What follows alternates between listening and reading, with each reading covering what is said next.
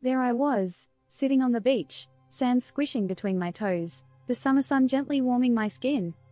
You know the feeling. All you want to do is relax, maybe read a book, maybe fall asleep to the rhythmic soundtrack of crashing waves. Out of nowhere, a little girl with sandy hair and a neon green swimsuit comes up to me, her eyes wide with admiration. "Are you the lifeguard?" she asks. I chuckle, glancing down at my red swimsuit. Admittedly, it was lifeguard red, but I was no Baywatch star. "No, sweetheart," I say, "just here to catch some rays." Time flows on, the beach getting busier, the sun climbing higher. I slip into that summer beach haze, where you're not quite asleep, but not quite awake either. Suddenly, the peace is shattered by a scream. I jolt up, heart pounding. The same sandy-haired girl is pointing out to sea, her face a mask of terror. "My brother!" she shrieks. "He can't swim."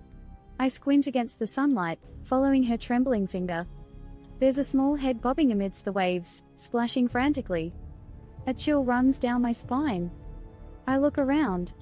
Where was the real lifeguard? But all I see is a sea of bewildered faces, parents pulling their children closer, teenagers filming on their phones.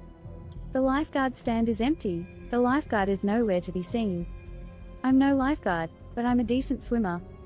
I glance down at my red swimsuit. There's no time to explain, no time to correct misunderstandings. I take off, sprinting towards the water, heart hammering against my ribs. There's a sudden shift in the crowd as they realize what's happening.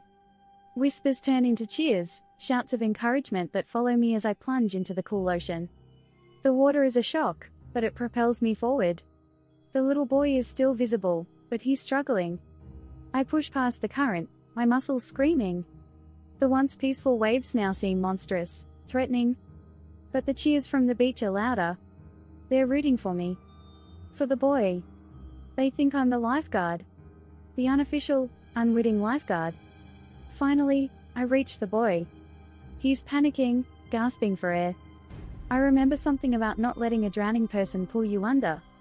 I approach him from behind, grabbing him around the waist. "Hold on," I gasp, kicking back towards the shore. He clings to me, his little body trembling. It feels like an eternity, but finally, we reach the shallows.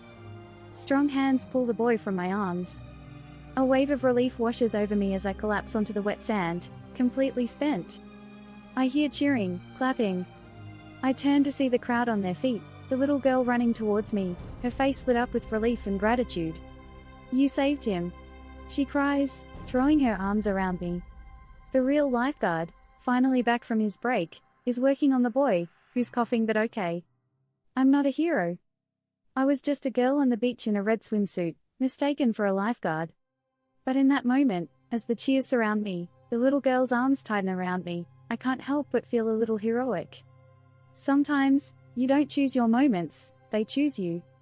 Today, I was the unwitting lifeguard. And I wouldn't have it any other way. A neural narration story.